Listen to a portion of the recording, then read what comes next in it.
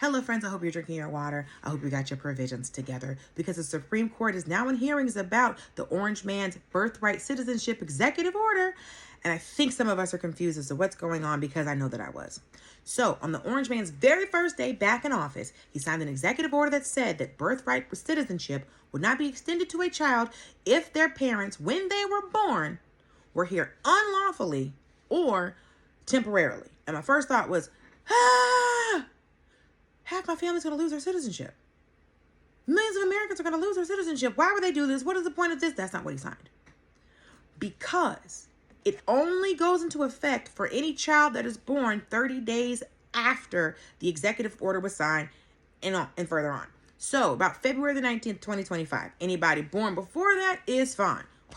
Anybody after that effectively would not be given birthright citizenship. And this goes against the founding of America, the party that's so pro-America and so patriotic. This goes against the founding of America because America has always determined citizenship by being born in American soil. It's called jus soli, right to the soil, right? And this applies to any child born on American soil except the child of a diplomat. This is how this has always happened. Also, America's not the only country that does this. Most of the countries in the Western Hemisphere have jus soli, birthright citizenship, right? And this goes against the founding of the country because the 14th Amendment, which they cite in the executive order, was used to give former enslaved people citizenship because they did not have it because of the Dred Scott decision.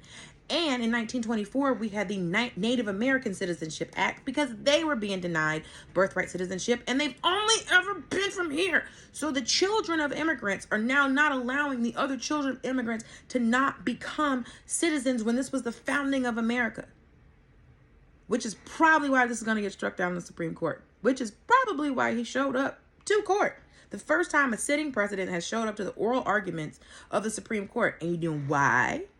Because 3 of the justices currently on the Supreme Court were put on the Supreme Court by him.